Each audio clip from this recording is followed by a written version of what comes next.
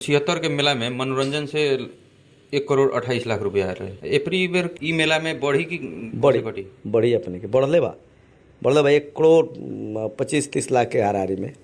मैं सब ई मेला में वीआईपी दर्शन आ ई अथी से कितना आमदनी भेलो भेटी से? वो अपने कहलिए न ये 1.25 करोड़ से लेकर 1.5 करोड़ रुपया तक ले हमनी के दोनों मिला के कि खाली हाँ भेटी? दोनों मिला के हिसाब सुनाएम कहतानी, मगर हिसाब सुनाएम कहिए? हमनी बेरोजी छाट के सुनाएम।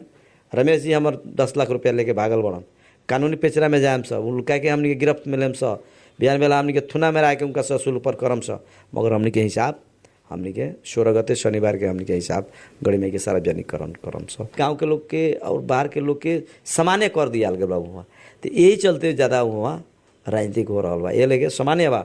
अब बने मतलब बरियापुर के बानी हम तो हम हेने से कर लेम दर्शन, होने से कर लेम, वैसे किस्म के बात नहीं की। जैसे हम कहीं अभी 30 लाख रुपया दिले बनी, हमने के 1.5 करोड़ रुपया देवे के लक्ष्य बा। अभी पैसा हमने के 1 करोड़ रुपया देवे के हमने के निर्णय भेल बा गणिमय नगरपालिका में अथी समिति में। वो पैसा उभरी तो हमने के जगह किने के बात भेल बा।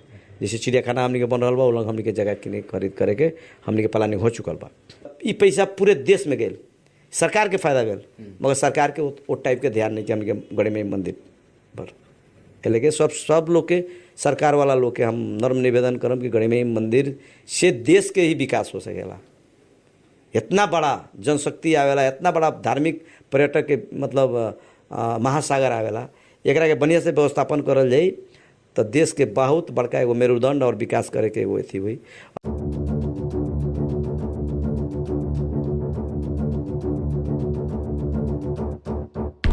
नमस्कार, पीएसआर पॉडकास्ट के ई एपिसोड में अपने सबके स्वागत बा।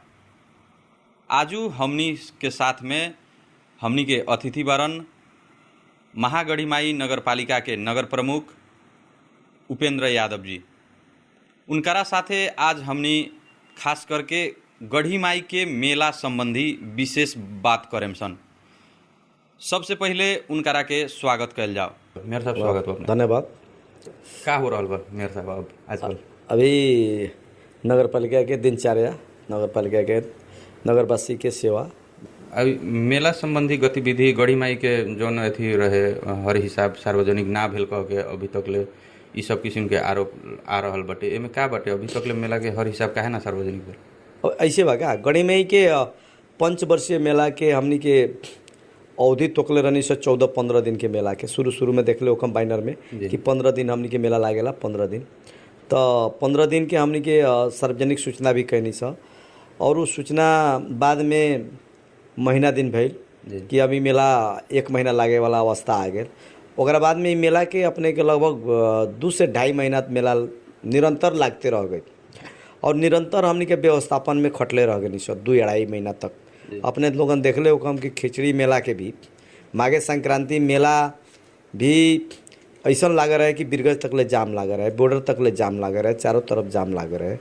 तो हमनी के मेला इस बारी 2-2.5 महीना के करीबन मेला मतलब अपने के मेला के घुइचो लागते रह गया, और हमनी के समिति द्वारा व्यवस्थापन में हमनी के जुटते रह गए, सर सफाई में जुटते रह गए। ओकरा बाद अंत में अपने लोग सोशल मीडिया में चाहे अथी में देखले ओकम जौन परेवा वाला जौन अथी देखली सब, जब वो परेवा वाला कुछ समाज के विकृति तत्व सब लोग ओमे राजनीति कैलक लोग, और विकृति तत्व लोग गढ़ीमाई के मंदिर के गढ़ीमाई के मेला के धमिलो पारे खातिर षड्यंत्र पूर्वक ओमे परेवा लुटवावे के, नगर प्रहरी से झगड़ा करवावे के, और ई इशू बना के गढ़ीमाई के महिमा के भाड़े के प्रयास भइल, और ओमे भी वो लोग असफल रहल लोग। हमनी के संहिता अपने जनता के एगो गढ़ीमाई के हमनी के गढ़ीमाई के मंदिर नहीं के, ये अब हमनी के बाराबासी देशवासी और हमनी छिमेकी राष्ट्र जितना भी सनातनी धर्म हमनी के भारत में रहे वाला उस सब लोग के अधिकार सेम बाटे हमनी के गढ़ीमाई मंदिर पर। और ये लेके हमनी के मेला के अभी हिसाब के जहाँ तक ले सवाल बा, तो हम सब लोग के धैर्य धारण करे के अथी रखम। हम पहले भी कहले बनी कि हम हिसाब सुनाएम तो में एक बूंदा देखम अपने लोगन, चाय में कितना खर्च भइल बा, प्रशासन में कितना खर्च भइल बा, कौन जगह कितना खर्च भइल बा, तब जाके अपने लोगन टीका टिप्पणी उठाएम कि ना मतलब कहूँ न केनाहू मतलब गढ़ीमाई मेला में चुआवट भेल बा। हमनी के आमदनी जौन बा जी। लगभग पारदर्शी बा, पूरे एकदम लगभग सब लोग के जानकारी बा, पूरे समिति लोग के जानकारी बा, पूरे बाहर के लोग के ना जाने बा तो नगरवासी लोग के जरूर जानकारी बा कि हमनी के आमदनी कहाँ कहाँ से आयल, कितना कितना आमदनी आयल। जी। हमनी के आमदनी कम आयल जगह से, हमनी के आमदनी पहले के अपेक्षा के ही हिसाब में हाराहारी में 10 लाख 20 लाख बेसी आयल बाटे मनोरंजन से, पहले के मेला से अभी अब की बार 10 लाख 20 लाख बेसी आयल बा। तो कहीं ना कहीं भक्तजन लोग और दुकानदार और फसल व्यापारी लोग रोके नहीं के गए इस पाली। कोनो लोग ब्लैकमेल दुकानदार के 5,000 के साटा 50,000 1 लाख नहीं उठा सकल इस पाली। जी। तो कहीं ना कहीं व्यवस्थापन में हमने के गढ़ीमई नगर पालिका के तरफ से और मेला समिति के तरफ से और 12 के सुरक्षा कर्मी साथी लोग से, विभिन्न निकाय के साथी लोग से और हमने के संघ संस्था लोग से पॉजिटिव हमने के जौन ऊर्जा मिलल, पॉजिटिव सोच चारू से सहयोग मिलल। एकरा लेके मेला हमने के गढ़ीमई पंचवर्षीय मेला 2081 मेला में हमने के अभी तक ले 2 करोड़ से ज़्यादा अनुमानित, लगभग 3 महीना के भीतर 2 करोड़ से ज़्यादा अपने के असोज के दशहरा जन घट स्थापन के शोभा यात्रा भेल। और यहाँ माघे संक्रांति के 1 गते के मेला लगल, 2 3 गते 5 गते माघ तक ले अपने के 2 करोड़ से ज़्यादा भक्तजन लोग के दर्शन हमने क्या करौले बनी से उतना घुइचो लागल। और 2 करोड़ भक्तजन में कोनो किस्म के हमने के कोनो किस्म के कठिनाई ना भेल, कोनो किस्म के अप्रिय घटना ना घटल। वो हमने के एगो पॉजिटिव पक्ष है, एगो हमने के नगरवासी जिलावासी ला बहुत बड़का एगो पॉजिटिव पक्ष बा जौन हमने के इतना बड़ा मेला आयोजना भइल। और ई मेला जौन आयोजना कैनी सा तो सब लोग कहेला लोग खर्च हो गल तो मेला के काम है खर्च करे के। मेला अगर बढ़िया से व्यवस्थापन करम तो खर्च होई। और प्रदेश और संघ सरकार जौन मतलब हमने के कहले रहे हमने के पैसा देम चाहे सहयोग करम, वो अपेक्षा अनुसार के हमने के सहयोग भी ना भेल। पर्यटन मंत्रालय द्वारा 50 लाख रुपया छुटियाव रहे मेला व्यवस्थापन में। हमनी मेयर साहब उमे आवल जाई पहले शुरुआत में हमनी के थोड़ा कथी बुझला चाहम, जैसे गढ़ीमाई मंदिर संचालन तथा विकास समिति बटे उ अभी बढ़ले बटे कि खारिज हो गए? गढ़ीमाई विकास समिति अभी बढ़ले बा और ओकर अभी कथी बा कि साधारण सभा होके अभी समिति अभी निष्क्रिय टाइप के बा। काहे कि उस समिति अब पूर्ण रूप से दूसरका साधारण सभा के बुला के और पूर्णता हिसाब से अगर ना आगाड़ी बढ़ी तो उस समिति अभी मतलब निष्क्रिय टाइप के बा। तो ये टाइप के समिति तो बढ़ले बा। अभी समिति खारिज नहीं के बेला, उस समिति खारिज करे के अधिकार भी हमने के नहीं है।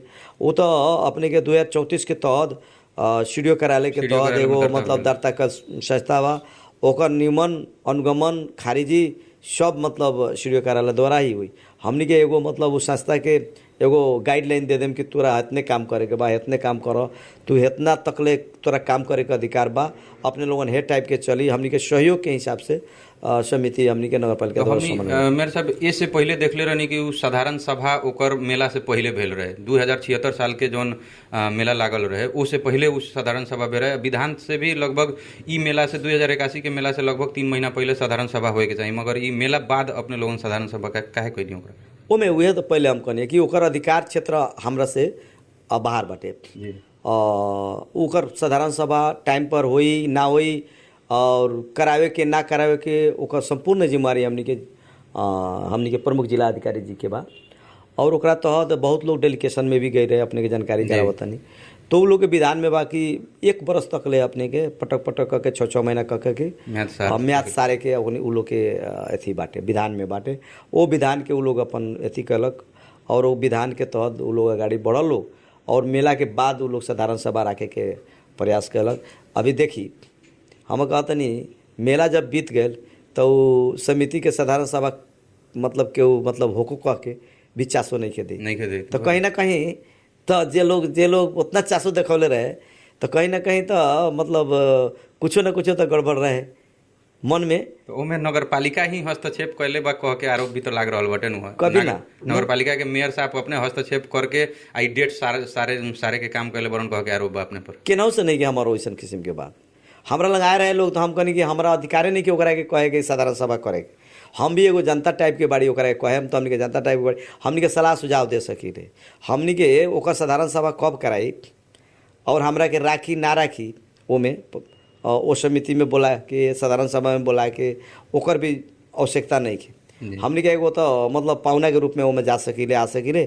तो हम उ लोग के कहले रहनी कि अपने लोगन हमरा लग ना आई, एकर इस संस्था के साधारण सभा करावे के और हिसाब किताब तहाद ले पूर्णता देवे लेवे के छानबीन करे के ओमे संपूर्ण जिम्मेवारी जी। अभी स्टूडियो कार्यालय के बा। हमने चार्ज लगा सकीले, हमने के कह सकीले कि समिति गलत करैता, इस समिति में भ्रष्टाचारी कैले हुई, इस समिति हे नहीं कैले हुई, मगर ओकर नियमन अनुगमन और खारिजी समेत के बाटो हमने के प्रमुख जिला अधिकारी जी के बा। हाँ, कुछ अभी हमने के जौन 2072 साल के संविधान के जारी भइल ओमे बहुत सारा कानून और एन कानून अभी नेपाल सरकार के बनावे के बाकी बा और वो जब तक ले ना बनी तो यही नहीं एक आपस में जुदे वाला अवस्था बा, अंतर्द्वंद रही। अभी बहुत ही सारा 133 को कानून अभी नेपाल सरकार के बनावे के अभी बाकी बा। जैसे अभी मास्टर लोग हमनी के शिक्षक लोग के आंदोलन अभी तुरंते काठमांडू में जारी हो रहा, काहेला मतलब एने ला होता तो वैसा एन अभी 133 को एन हमनी के नेपाल सरकार के बनावे के बा। मगर बहुत लोग के कहना बाटे कि ई जौन समिति बाटे उ मेयर साहब नगर पालिका में ही गाप देले बरन कह के नहीं कि वैसे कोनो बात नहीं कि उस समिति के अपन स्वतंत्रता बा, उस समिति अपन काम कर रहा बा।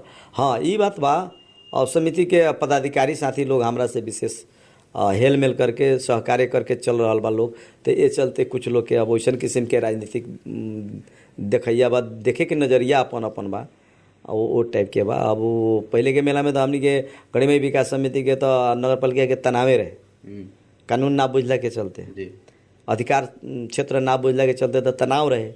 मगर वह सब कुछ सब लोग अब बुझता धीरे धीरे। मतलब संविधान में का कानून बाटे के नहीं व्याख्या बा, नया नया संविधान लिखायल और नया नया स्थानीय तह के चुनाव भई रहे और स्थानीय सरकार के संचालन एन के विषय में बहुत लोग के जानकारी ना रहे तो रिएक्शन भेल रहे तब दाव तुरंते अथी बेरे। 74 में चुनाव भे रहे, 76 में मेला लागल, ये लेके विकृति सब रहे। मगर धीरे धीरे सब लोग के जानकारी जहाँ तक ले भइल वो अभी एकदम सब लोग अपना अपना अधिकार क्षेत्र भीतर रह के काम हो रहा। जो साधारण सभा बुलावल गए रहे वो स्थगित हो गए ना, इससे पहले जो मेला के बाद में साधारण सभा बुलावल गए रहे तो वो तो स्थगित हो गए। इससे पहले हम लोग के पाहुना के रूप में प्रमुख अतिथि के रूप में हमरा के बुलेलक लोग और हम दिन भर वहाँ रहनी और हमरा काठमांडू जाए के रहे। ओकरा बाद में हम सब लोग के वहाँ आह्वान करके कि अपने लोगन वन सत्र में जाई लोगन, अपने लोगन अब के नहीं बाटे तो अब कथी भाई गणपूरक संख्या ना पुगला के चलते गढ़ीमई विकास समिति के गणपूरक संख्या मैनेटिंग में गणपूरक संख्या ना पुगला के चलते और कोई सूचना ना हुँजेसम्म को लागि उहाँहरूले स्थगित गरिन्छ कह के उ लोग एगो सूचना कैलक लोग। अभी तक ले वो स्थगित बा। अब रहल कथी कि गढ़ीमई नगरपालिका गढ़ीमई क्षेत्र विकास गुरु योजना के तहत गढ़ीमई विकास समिति के एगो एन बनैले बा और वो एन के तहत एगो समिति बनाई और उस समिति के अधिकार संपन्न समिति जौन अपने के वो समिति के नेपाल सरकार द्वारा ऑडिट भी हुई, ओकर मतलब जितना भी हिसाब किताब बा ओकर ऑडिट हुई, आय और व्यय के मतलब ओकर हिसाब किताब नेपाल सरकार के तरफ से ही ऑडिट होके ओकरा के ओकर मतलब कानून लागने गरी। अभी गैर सरकारी संस्था लोग के बहुते अभी मतलब अपना निजी ऑडिट होकेला, निजी अपन हिसाब किताब बा, निजी सब कुछ बा। मगर ये अब एगो कानून संबद्ध के एगो समिति बने जा रहा बा और जहिया बन जाई ओकरा बाद में गढ़ीमई विकास समिति के चाहे और लोग जितना भी समिति बनवैता उ समिति लोग के अधिकार क्षेत्र विहीन हो जाए उ लोग और गढ़ीमई नगर पालिका जो एन ले आके जो समिति बनाई वो समिति ही गढ़ीमई मंदिर के हेर चाह विकास के काम अपने के आय व्यय हरेक चीज़ हरेक लेखा राखी हुआ अपन मतलब प्रतिवेदन पूरे वहाँ के व्यवस्थापन गढ़ीमई के संपूर्ण व्यवस्थापन उस समिति देखी वो टाइप के एगो हमनी के एन लायल बनी सब ओकरा के एन हमनी के राजपत्र में भी निकल गए बा। अब कार्यान्वयन करे के बाकी बा जौन हमनी के मतलब अभी गृह कार्य ऊपर भी हो रहा बा, सामाजिक गृह कार्य हो रहा बा। कैसन कैसन व्यक्तित्व लोग के ओमे मतलब समय बेसी करके और गढ़ीमई मंदिर के व्यवस्थापन और गड़ी मई के व्यवस्थापन अच्छा हुई तो आए वाला दिन में जौन विकृति सब बा वो सब हटते जाओ और गड़ी मई के नाम विश्व में गुंजो कह के वो उद्देश्य से हमने अगाडि बढ़ल बड़ी। ई गढ़ी माई मंदिर क्षेत्र में नगर प्रहरी के जौन मतलब सुरक्षा के लागी अपने राखी नहीं ओमे देखल जाए तो पटक पटक नगर प्रहरी या कुछ भक्तजन से श्रद्धालु से मतलब झई झगड़ा होखेला। विगत में भी 2-4 दिन पहले भी एगो वीडियो सार्वजनिक भेल रहे जेमे ई शुल्क के लेके एगो मतलब लेडीज से कुछ विवाद भेल। इससे पहले भी अब परेवा अपने कहनी है जौन परेवा के चलते भी विवाद भेल रहे। तो वहाँ के आदमी सब के लोग सब के की का नाम बा बरियारपुर के कि नगर प्रहरी वहाँ खाली झगड़ा करे आवेला मेयर साहब रख ले बड़न ओ जौन अपने कहनी है दलीय व्यवस्था ओ हिसाब से लोग के सोचे के नज़रिया अपन बा। अपने के हम एगो बात कहतनी आज नगर प्रहरी और गड़ी मई नगर पालिका के स्वीपर गड़ी मई मंदिर से हट जाए तो हम ही बात हम गड़ी मई के महिमा तो अथाह बा उनकर सब महिमा बा सब लोग आई उनकर महिमा से आवेला लोग आशीर्वाद लेवे आवेला लोग मगर आए वाला लोग सब लोग गरिया के जाई गालिए करके जाई। वहाँ के व्यवस्थापन वहाँ के सर सफाई अपने के उनका देखे वाला बाटे गड़ी मई मंदिर के गड़ी मई मंदिर पर पोछा लगावे वाला के बा गड़ी मई के सर सफाई करे वाला के बा गड़ी मई में पहले भी तो होते रहे न सब काम उससे पहले किने होता रहे अपने के 8 बरस पहले गड़ी मई के मंदिर पर गे रहा लोग हम तो गड़ी मई के मंदिर पर तो अपने टाल मार्बल ना देख ना रहे होती खानी ना रहे हैं अपने पहले अपने लोग तो गड़ी मई मंदिर पर गेट पर जाके जूता चप्पल निकाले लोग मंदिर लंग निकाले लोग ऊपर नीचा के तो बातें छोड़ दी मंदिर लंग निकाले लोग कादे माटो कैल सब मतलब जाए लोग ऊपर तो पूरा पाकिए रहे लोग और वो कहाँ व्यवस्था पर रहे पुजारी लोग रहे टहलू लोग रहे उतना दूर तक झाड़ू वाड़ू मार देवे लोग और चप्पल ताकले जब तक तकले वही नहीं रहे पूरे फर रहे। पहले के अवस्था अभी के अवस्था में तो बहुते फर्क बात बा वो कम से कम ठीक बा। नगर प्रहरी से विवाद क्या हो जाता था नगर प्रहरी के जो निर्देशन बा वो निर्देशन के फॉलोअप कर ले। हाँ नगर प्रहरी के ना भ्रष्टाचारी में पकड़ाइत होके केहू भक्तजन लोग के 500-200 रुपया लेके साइड से छिरा दे लोग के वैसन कोनो घटना होके नगर प्रहरी जौन परेवा जौन आए रहे कि परेवा उतर बा नगर प्रहरी उतारे के काहे उतरित रहे नगर प्रहरी सब वहाँ जितना भी छोट बच्चा परेवा सब मरत रहे उस सब के उठा के पकड़ के ओकरा के पानी टंकी में हमनी के व्यवस्थापन कल गए रहे वो पानी टंकी में व्यवस्थापन कल परेवा भी मरत रहे तो 1,70,000 के परेवा अपने के समिति लोग बेचलक लोग वहाँ भी हमनी के सेफ कल परेवा नगर प्रहरी के सेफ कल परेवा 1,70,000 में बेचलक लोग समिति लोग। तो मतलब ओकरा के अब कुछ विकृति तत्व लोग जौन मीडिया के चाहे अपवाद चाहे सोशल मीडिया में जे डाल देता वो गलत बा। सत्य तथ्य कम से कम बुझे के पड़ल कि वास्तव में कथी बा यहाँ गड़ी मई के मंदिर पर कथी हो रहा बा जौन विशेष पूजा के बात आ रहा बा VIP दर्शन के बात बा। तो VIP दर्शन हमनी बोल रही कि गड़ी मई मेला में इतना बड़ा एमे विशेष पूजा ना हो सकी खाली दर्शन हो VIP दर्शन रहे पूजा के मतलब बा मंदिर लग रह के पूजा करावल विशेष पूजा के मतलब बा ओमे मंदिर में छिरा के मूर्ति ना छुआ के पुजारी ओकरा के पूजा पाठ करा दी मेगो माला लगा दी टीका टोला लगा दी ओकर नाम है विशेष पूजा।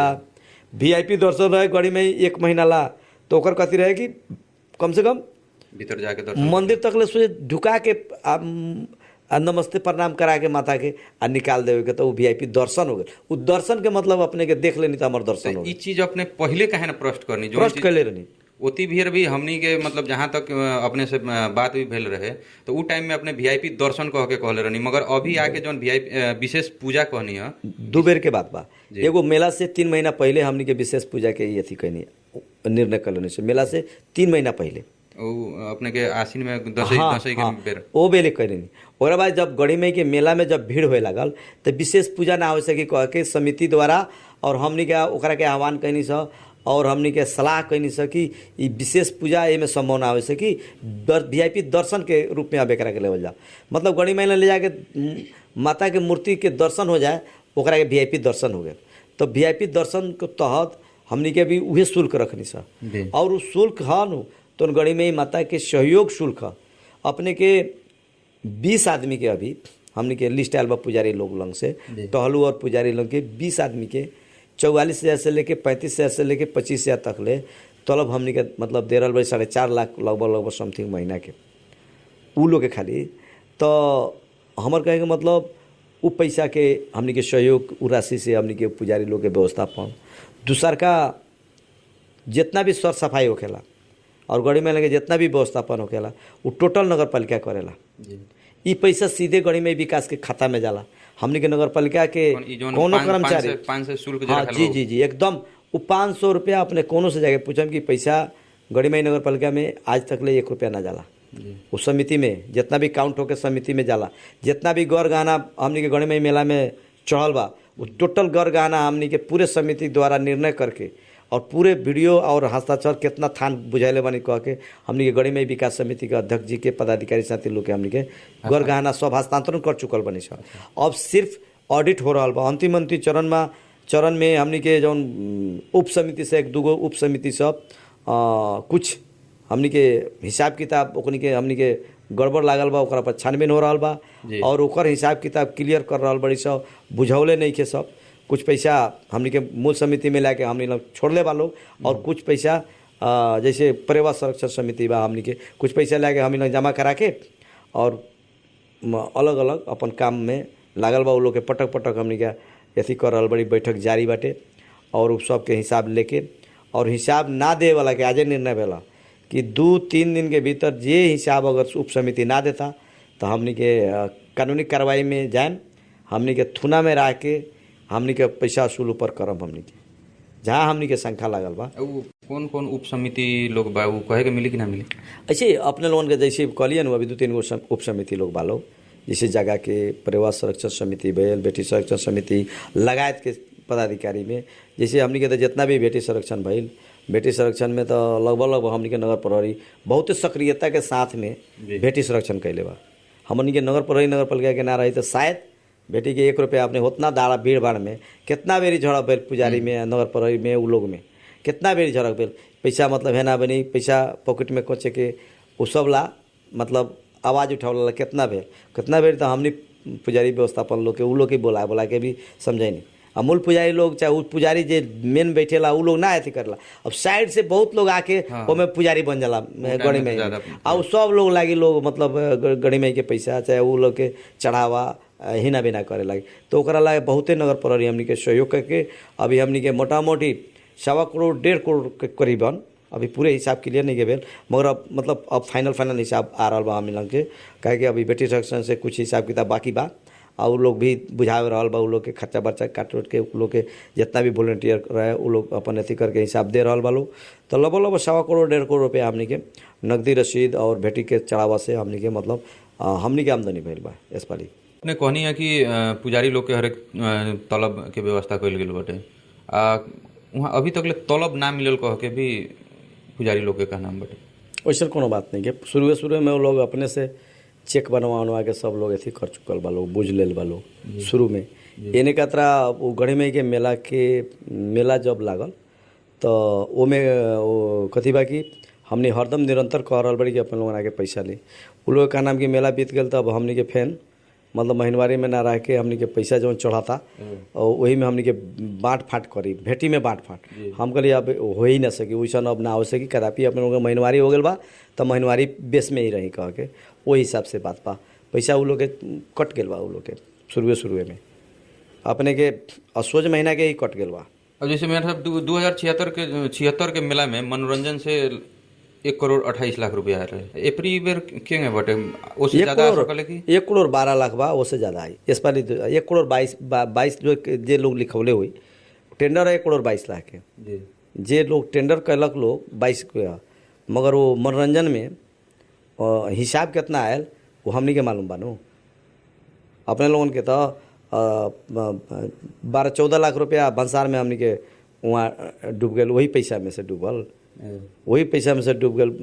हमनी के बहुत पैसा मनोरंजन के हेना बेनी कर लेलक लोग समिति लोग तो हमनी के तो वो समिति वो तपरी दाव बहुत ज़्यादा वो विषय पर विवाद भी बह रहा है बहुत ज़्यादा अथी कर रही मनोरंजन के बीच में कुछ लोग मिनहो कर ले रहे लोग ई मेला में बढ़ी की बढ़ी अपने के बढ़ले बा 1 करोड़ 25-30 लाख के हाराहारी में 1 करोड़ मनोरंजन से चालू। हाँ, 1 करोड़ जगह जगह से कितना आमदनी मिले? जगह से कथी बा कि हमनी के पूरे एकदम पूरे ऑनलाइन बेचले बनी सब। जी एक कित्ता के भी एगो हिसाब एक चौगनी के एने ओने नहीं के, रेट फिक्स बा अपने के जना।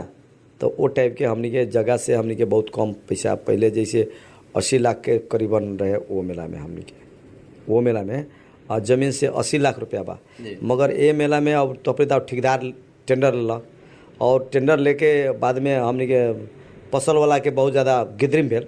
फसल वाला के बहुत लोग के 10,000 20,000 के फसल, दुकान वाला के 25,000 50,000 में ले लेके रुआए वाला काम, दौड़ाए वाला काम ये साल उनार रख। ये साल हमने के पूरे टेंट के बना के और टेंट के पैसा रख, एगो टेंट के इतना पैसा और दुकान के अपने के 500 रुपये फीट, वो मेला में 500 रुपये फीट रहे और ये मेला में भी 500 रुपये फीट रहे। अपने के वो मेला में जौन मनोरंजन के दर रेट 100 रुपया 50 रुपया रहे, येहू में उहे दर रेट रहे, सेम रहे। 5 वर्ष पहले में हमने के दर रेट बढ़ौले ना रहनी से, उहे दर रेट रहे हमने के। तो ये लेके मनोरंजन में कुछ पैसा हमने के घटल, कुछ लेट भेला के चलते, कुछ पानी लेट बरसल जे पानी न, तो खेत सब के हमने के गीला रह गए, सुखावे में बहुत टाइम लागल, टेंट लगावे में टाइम लागल। ये चलते दुकान लोग बाहर चल गए, माने बरियापुर से बाहर, वो जे एरिया में बिक्री होखेला दुकान वही एरिया से बाहर चल गया। बाहर में हमने के बेचे के अधिकार, पैसा लेवे के अधिकार नहीं के। जैसे नरवा चौक उरी चल गए, उन्हें भुतई खोला उरी चल गए, पसा उरी चलल, सब दुकान सब तो बाहर चलल का व्यवस्थापन थोड़ा हमने के ढीला भेला के चलते 1 हफ्ता 10 दिन व्यवस्थापन ढीला भेला के चलते कुछ ज़मीन से हमने के पैसा कमाइल। तब पर भी हमने के हमारा आशा बा कि 50 लाख रुपया करके हाराहारी में, 60 लाख के हाराहारी में फसल से भी आयल बा। रागा के बलि चढ़ल 12,000 से ज़्यादा बलि चढ़ल कह के वहाँ के लोग के का नाम बा, मगर अपने सब में 2-3 हज़ार मात्र बलि चढ़ल कह के करल बनी। ये बात कथी हो? ऐसे काबा कि एमे लोग के काला से ना करी क्या रंगा केहू तो कह दिल पूरे मसुए बेच दिलक समिति, या कौन को मासू बेच दिलक, मुड़ी भी बेचे के आरोप हाँ, मुड़ी भी बेच दे समिति, छाला भी बेच दे समिति। वहाँ तो हमने के सूर्य साहब के मालूम हो या एसपी साहब के था भेल हुई, वहाँ जे लोग रंगा चढ़े खुनी रहल हुई नु, जे शुरुआत बलि भेल उ लोग के था बा कि कितना कथी बेचलक लोग के नहीं कथी भेल। जो हमने महेंद्र खड़का एसपी साहब रहलन, सूर्य साहब अभी हाल के रहलन, उ लोग के था कि एक बेरी में अपने के 10,000 से ज़्यादा हमने के दलित समुदाय के लोग भीतर गेट तुर के ढा के, सुरक्षा कर्मी के भी ना चल और छिड़ के, और 20 मिनट 25 मिनट में जितना रंगा रहे वो सबके बलि मैंने भेल 20 मिनट 25 मिनट में। और मेला में अपने के 4 घंटा 5 घंटा लगत रहे। अब तो 20-25 मिनट के अंतराल में, यानी कि ज़्यादा पड़ा ना रहे पड़ा रहे अपने के लगभग हमनी के समिति के रजिस्टर मेंटेनेंस, जैसे गांव घर के बहुते रंगा सबके मतलब निःशुल्क रहेला, वो सीधे छिड़ जाला, तो खाली बरियारपुर गांव के सीधे छिड़ जाला। तो लगभग हमनी के रजिस्टर मेंटेनेंस 3700-3800 हमनी के रंगा बा, 3700-3800 के करीबन रजिस्टर मेंटेनेंस। हाँ, रजिस्टर मेंटेनेंस रंगा बा। और लगभग गांव के सब लोग के लगभग रंगा रहेला बहुते। अपने के हर एक घर में 2 गो 4 गो 5 गो, हमनी को 5 गो रहे। हाँ, सब लोग के रहे, विशेष कह के बरियापुरवासी के रंगा, और सबके शुल्क ना लगेला, तो रजिस्टर मेंटेनेंस ना होगेला। तो ये लेके हमनी के डाटा में 8700 बा। हमनी के मीडिया के साथी लोग कल में 8700 के हमनी के आकलन भेल, कुछ एंट्री नहीं के 8700 लगभग 8600 8700 रंगा के बलि भेल, और 3700 के एंट्री बाटे, 3700 के रसीद कटल बा, 3700 के मतलब हमनी के लगभग हमनी के आमदनी के जौन 500 रुपया के अथी बा ओकरा हमनी के हिसाब किताब में आयल बा। मैं सब ई मेला में वीआईपी दर्शन आ ई अथी से कितना आमदनी भेल भेटी से? वो अपने कहलिए न, ये 1.25 करोड़ से लेकर 1.5 करोड़ रुपया तक ले हमनी के दोनों मिला के कि खाली? हाँ, दोनों मिला के। तो ये तो अपने के वीआईपी दर्शन और भेटी अलग भेल, अलग अलग हिसाब का है नहीं के एके में कहे? सब भेटी संरक्षण समिति ही दोनों के देख लेबा। भेटी संरक्षण समिति जे रहे वो वीआईपी दर्शन के रसीद उहे काटे के, विशेष पूजा के रसीद उहे काटे के, और दान पेटिया के रकम भी ओकरे अंतर्गत बा। तो ये लेके ये सब संपूर्ण, और सोना चांदी कितना गहना चढ़ल वो सब के हमनी के मतलब जिनसी खड़ा होकर चुकल, सोना चांदी जितना भी आ रहा है और पैसा जितना काउंट भे रहा है, जितना अपने के पटक काउंट होत गेल बा वो सब लिखा गेल बा, अपने के सब एंट्री हो गेल बा। अपने के हर एक बक्सा से मतलब कितना पैसा निकलल, कौन कौन गते मिति में कितना काउंटिंग भेल, वो सब चीज़ अपने के एंट्री हो चुकल बाटे, और सब पैसा वो अपने के समिति के खाता में दाखिला हो चुकल बाटे और जितना भी गौर गहना बाटे वो अपने के सीधे गणिमय विकास समिति के हस्तांतरण कर चुकल गल बा। ओकरा बाद में अपने के जितना भी अब विशेष पूजा के रसीद कटता वो सब पैसा अपने के गणिमय विकास समिति में जा रहा बा लगभग 1-1.5 महीना से। फिर अब निरंतर हो गल बा गणिमय विकास समिति में। अभी साधारण सभा जब होई कब होई वो अलग बात बा, मन गणिमय विकास समिति में ही पैसा जा रहा बा। 4,000 के कट्ठा के देवे के बात रहे मुआवजा, अगर 25 बीघा जितना जगह के अभी तक ले मुआवजा 3 करोड़। ऐसे सर्वे हमनी के मेला में सर्वे कैनी छ और सर्वे के तहत हमनी के गर्मा धान सारो धान लगावे के बात भेल और सारो धान हमनी वितरण भी कैनी छ। हमरे वार्डाध्यक्ष के नेतृत्व में सारो धान वितरण भी भेल और आह्वान भेल हमनी के निर्णय भेल नगर सभा से कि हमनी के नगर पालिका ओकर क्षतिपूर्ति दी। हमनी के नगर पालिका के तरफ से मेला समिति ना नगर पालिका के तरफ से हमनी के मतलब संपूर्ण किसान के क्षतिपूर्ति कथी गर्मा धान बना लेवे के और गेहूं ना लगावे के। गेहूं बाली ना लगावे के, गेहूं बाली हमनी के लाग जाला, सब रोड हमनी के खेत हपा जाला। ओकरा बाद में माघे संक्रांति के मेला रोड में लगावे के अवस्था हो जाला और जो जगह है ना बाचेला पूरे एकदम जाम हो जाला, एगो लोग के आवे के चिरे के अवस्था ना होकेला। तो मगर उस शर्त हमनी के किसान भाई लोग बहुत किसान भाई लोग तोड़ देल शर्त वो अपने के गेहूं भी बाली लगा लेल। ओकरा बाद में जब मेला माघे संक्रांति लागे वाला बा, बिहान 1 गते मेला लागे वाला बा तो 28, 29, 30 गते पानी पटावे लागल लोग। तो अपने लोग बताई कि हम कौन नैतिकता से वो लोग के पैसा दी। हम तो सारो धान देनी तो अपने सरियन धान लगा लेनी, हमारे से बिया लेगे नहीं, अपने सरियन धान लगा दें, अपने हमरे वोटर बनी, हमरे लोग बनी और हमरे के धूल दिखावत नहीं, मतलब चकमा देता नहीं और गणिमय माता के मेला से खिलवाड़ कर रहा बनी। इतना आए वाला भक्तजन लोग से खिलवाड़ कर रहा बनी। वो लोग माता के द्वार पर आए वाला लोग के हमनी के मतलब आदर सत्कार करे के बा, पानी पटा पटा के खेत में से बेगावल जाता। तो जे लोग हमनी के बात फॉलो अप कैले बा उ लोग के पैसा हमनी के दिया रहा बा। लगभग 10-12 बीघा जमीन 10 से 12 बीघा जमीन में पानी ना पटेलक लोग, गेहूं भी ना छिटलक लोग, गेहूं छरकियो देला पानी ना पटेले बा। जो सर्वे के भीतर उ लोग के हमनी के सब कुछ हो गल बा, टिप्पणी सिपनी उठ गल बा। अपने के हमनी के हिसाब सुनाएम उससे पहले उ लोग के हमनी के मुआवजा दे देम लगभग 10-12 बीघा के। जे लोग पानी पटेले बा उ लोग के हमनी के मुआवजा ना देम।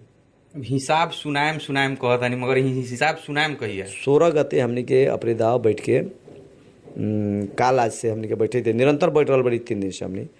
अब अंतिम मंत्री चरण में बड़ी अपने कहबे कही कि 2-4 गो समिति के चलते आज हमनी के 1 महीना ढीला भेल बनी। हम एक पहले 1-1.5 महीना पहले हमनी के घोषणा करन के हमनी के माघ के इतना गते ले हिसाब सुना दें 25 गते ले, फागुन में भी ना सुना सकनी साहब, मगर अभी चैत के 16 गते हमनी के सुनावे के पूर्ण रूप से तैयारी बनी सा और कोनो हालत से हमनी के 16 गते सुनाएम। हमनी के हिसाब किताब हमनी बेरुजी छाट के सुनाएम। रमेश जी हमार 10 लाख रुपया लेके भागल बड़न, कानूनी पेचरा में जाएम सब, उनका के हमनी के गिरफ्त मिलेम सब, बिहान बेला हमनी के थुना में रह के उनका ससुल ऊपर करम सब। मगर हमनी के हिसाब हमनी के 16 गते शनिवार के हमनी के हिसाब गणिमय के सार्वजनिकरण करम सब समिति के हमनी के अथी करके हमनी के पूरे कड़ा निर्देशन दिया बा। प्रमुख जिला अधिकारी जी से बात करके कि कुछ समिति लोग अटेरी कर रहा बा और हमनी के यहाँ समिति द्वारा निर्णय करके और चिट्ठी काटम पैसा असूल ऊपर करेंगे। तो हमनी के थुना में भी रख के असूल पर करके 16 गते मगर हमनी के गणिमय मेला के हमनी के हिसाब किताब सुनाएम। इतना बड़ा मेला बा, इतना बड़ा व्यवस्थापन हो गल बा, 1-1 रुपया के हिसाब किताब करल जाता। बाजार दर रेट भाव से हमनी के छानबीन कर रहा बड़ी, अपने बिल पेश कैले बनी 5 लाख के सट्टा 15 लाख के बिल पेश कर दिल बड़ी। तो हमनी के 15 लाख रुपया भुगतानी ना कर देम। हमनी के भी समिति बा, हमनी के भी आर्थिक समिति बनल बड़ी, अनुगमन समिति बनल बड़ी, बाजार के दर रेट कथी बा। हम एगो अपने के चीनी किने 10 किलो ला भेज देनी, अपने 100 रुपया मार्केट में चीनी बाटे, अपने 150 के बिल ले देम तो हमका 150 रुपया के अपने के नानू काट देम बिल। बिहान बेला तो हमनी पर भी खोजी बा, हमनी के भी हिसाब किताब देखी लोग। तो ये चलते हमनी के पूरे जितना भी काम कैले बा, जितना भी समिति बा, जितना भी लोग काम कैले बा लोग, चाहे टेंट के हो चाहे जितना को ओकर दर रेट से हमनी के समझौता कैल, दर रेट में से भी हमनी के उ लोग से निहोरा कर करके उ लोग से आदर कर करके कि ना यहाँ हमनी के गलत बा, यहाँ रॉन्ग बा, यहाँ हिसाब काटे वाला अवस्था बा, काट के हिसाब दिया था। तो जितना हमनी के हिसाब दे तानी सा उतने भरपाई कर रहा तानी सा, उतने हमनी के सार्वजनिकरण करम सा।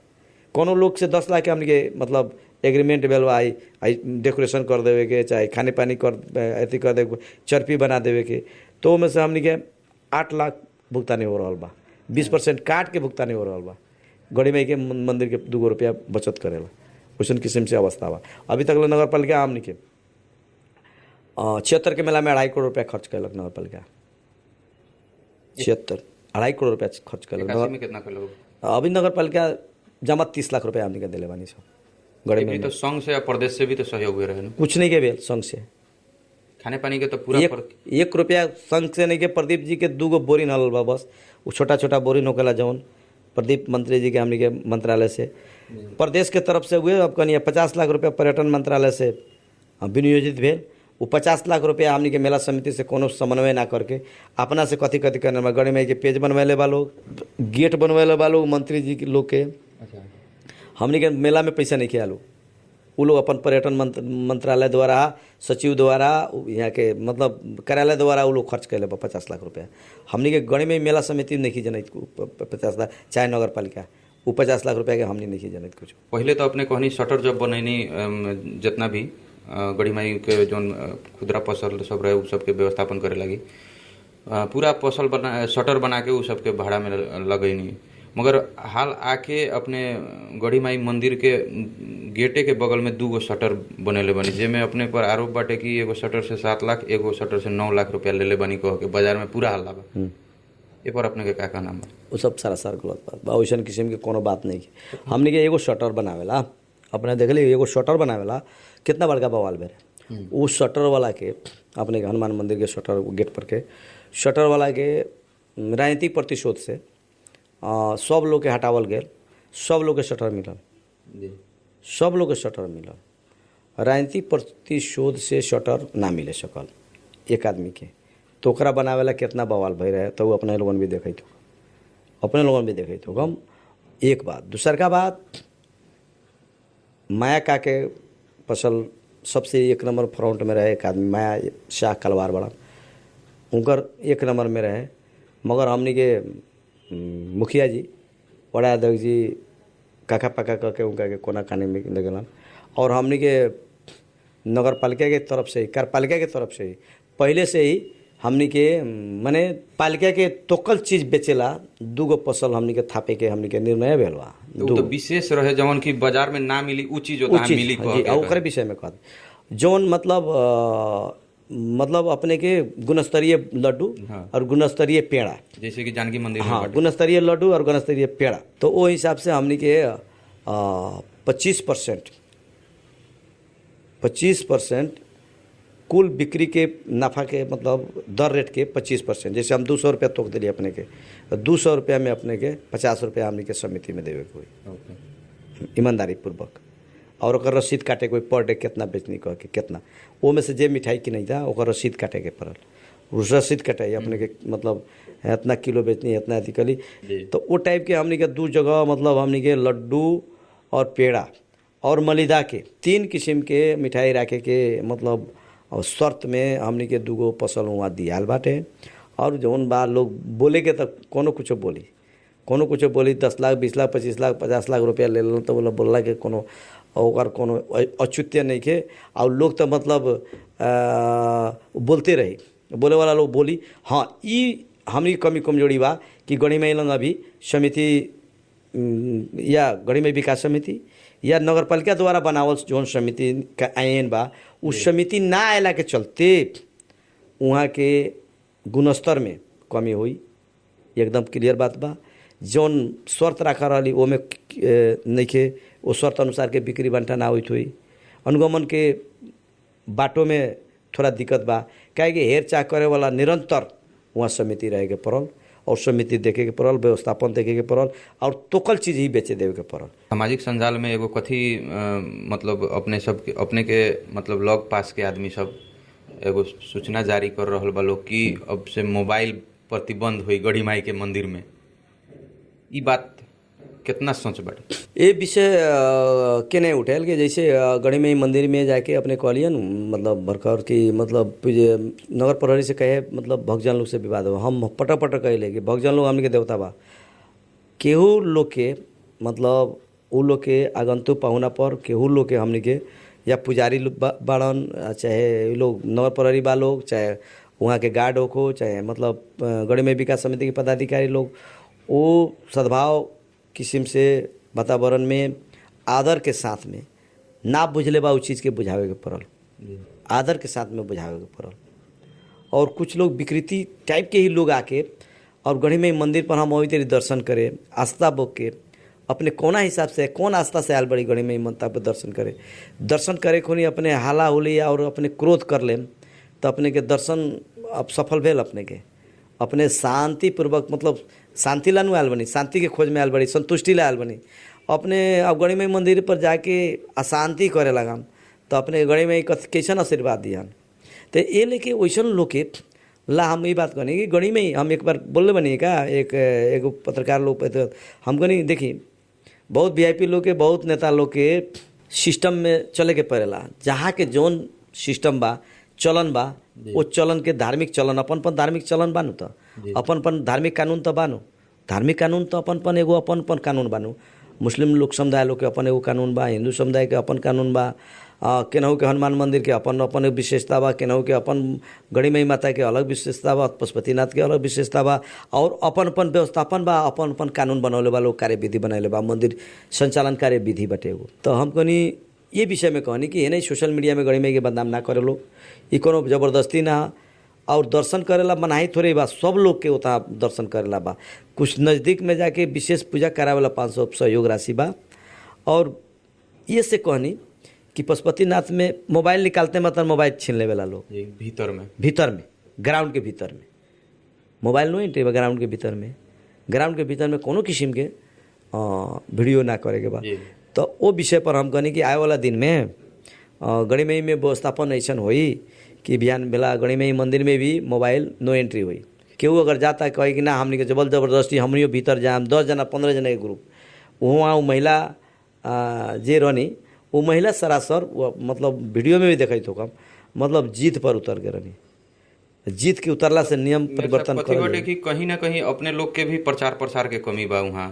अब जैसे अपने विशेष पूजा के लगी अब 500 शुल्क कह रहल बनी तो उहे टाइप के अगर मतलब बोर्ड सब सूचना पार्टी सब अगर जारी कर देत बनी जे मतलब यहाँ ई व्यवस्था बा ऐसे करल जाए ऐसे होई कह के तब आदमी अगर पढ़ के उ मतलब अपन बुझ जाई उ माने अपने सब अब ना कहनी। शुरू में कहल गेल कि मेला में हमनी के वीआईपी दर्शन होई, ओकर बाद में विशेष पूजा के विषय में तो बहुत लोग के अब खुद हमनी के भी जानकारी ना रहे, ऐसे भी समस्या आ रहे। तो कहीं ना कहीं अपने लोग के भी तो कमी कमजोरी बानो। अब अपने लोगन अपन कमजोरी मतलब एक्सेप्ट ना करें, खाली अब नियम लगावे के तो ये तो थोड़ा तनाशाह प्रवृत्ति जैसे ना हो रहा। ऐसे नहीं के कति बा बुझाई में फर्क बा और प्रवृत्ति तनाशाह नहीं के वहाँ। अब कति बा कि प्रचार प्रसार के कमी बा, जी वही बात हम कहते हैं, प्रचार प्रसार के कमी बा। और बोर्ड के अपने के पूजा विशेष पूजा के विशेषता और विशेष पूजा कथी है कह के ओकरा के एगो बोर्ड लगावल जरूरी बा, अति आवश्यक बा। ये विषय में बात हो गल बा। चारों मंदिर के जितना भी गेट बा ओकरा के स्टील गेट लगा के मतलब कौन गेट से ढुकावे के कौन गेट से निकाले के, जोन बैरिकेड सब जो लगाओ मेला के समय में लगाओ रखाओ बैरिकेड से भी हट रहा बा। और बोर्ड शोर्ड लगावे के सब चीज़ सब 2-4 दिन पहले जहिया वहाँ अथी भेल वो दिन से हमने के गाड़ी में बढ़ गल बड़ी, हमने ऊपर चिंतित बड़ी सा ओकरा ला बोर्ड शोर्ड लगावे के और सिस्टम से लाइन लगावे के और बुझा देवे के सब मतलब भाई जनरल लाइन बा, एगो जनरल लाइन वो महिला पुरुष वीआईपी दुनिया जहाँ जे भी जनरल लाइन में जाओ गढ़ीमई दर्शन करो जाओ, कोई मतलब वो में अथी दिक्कत नहीं की। मगर अपने के पूजा करावे के बाद विशेष पूजा के कुछ सिस्टम सब बदलता, विशेष पूजा वाला करावे वाला लोग के कुछ हमनी के उपहार स्वरूप थैली बन रहा बा, वो थैली हमनी के दियाई और विशेष पूजा के वो टाइमिंग हमनी के फिक्स हो रहा बा, इतना घंटा से लेके इतने घंटा के भीतर अपने के विशेष पूजा में रसीद कटा के अपने 2 घंटा गाड़ियों से कटौले बड़ी वेट करे के पड़ी और एक बेरी वो लोग के पढ़ा दिए विशेष पूजा लोग के उस टाइप के हमनी के प्लानिंग हो गल बा और तुरंते लागू हुई। मेयर साहब अंत में कुछ मतलब कहे के बाटे अपने के? अब अंत में महागणिमय के तमाम जन समुदाय और 12 जिलावासी लोग से और खास करके मध्य प्रदेश के जिम्मेवार सरकार वाला साथी लोग से हमार नर्म निवेदन बा, अनुरोध भी बा कि गणिमय मंदिर कोनो व्यक्ति के नहीं है।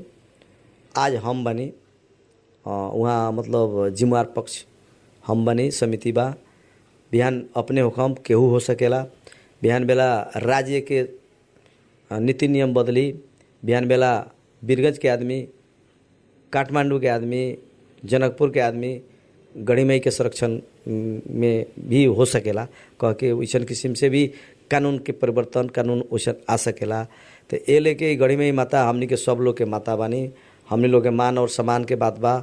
और गणिमय के विश्व प्रसिद्ध बानी, और गणिमय के महिमा भी विश्व प्रसिद्ध बा।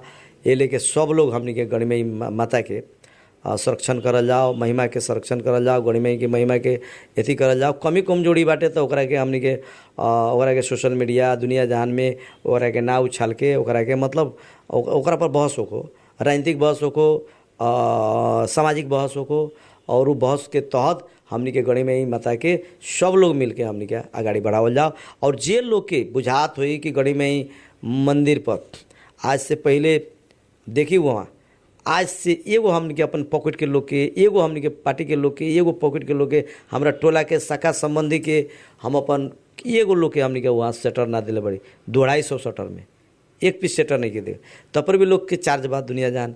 तो चार्ज करे वाला लोग चार्ज करो, मगर हमनी के सकारात्मक सोच में रही और गणिमय के विकास करी। और ये 500 रुपया अपने के पूरे फैमिली जा रहा बड़ी, 5 आदमी 7 आदमी 8 आदमी एक रसीद पर अपने के विशेष पूजा करावे के बाद तो ये कोनो खास शुल्क नहीं के, एगो सेवा शुल्क बा, बस हो गया अपने के सुविधा ला बा।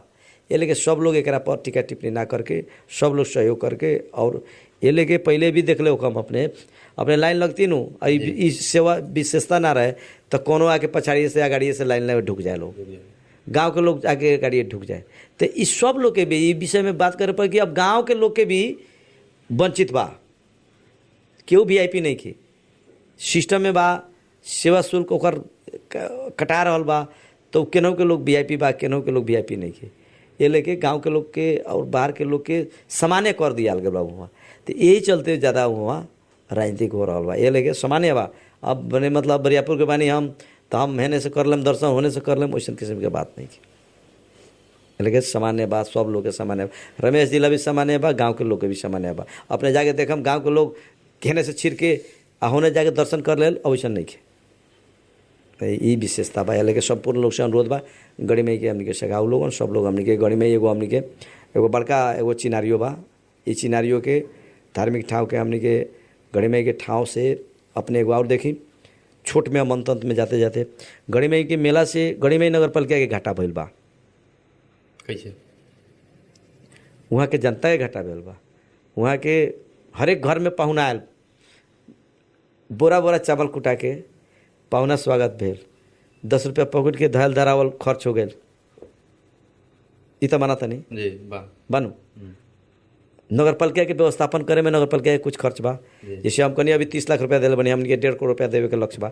अभी पैसा हमने के 1 करोड़ रुपया देवे के हमने के निर्णय भेल बा गणिमय नगर पालिका में ऐसी समिति में। वो पैसा उभरी तो हमने के जगह किने के बात भेल बा।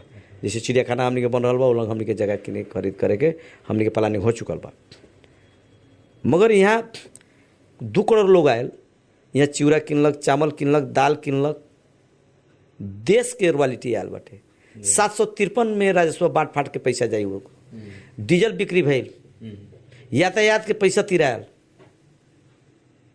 जितना भी 12% तो हट के होटल व्यवसायी सबके होटल चलल, खदान चलल, होटल व्यवसायी खाना चलल, नाश्ता चलल, सब चलल।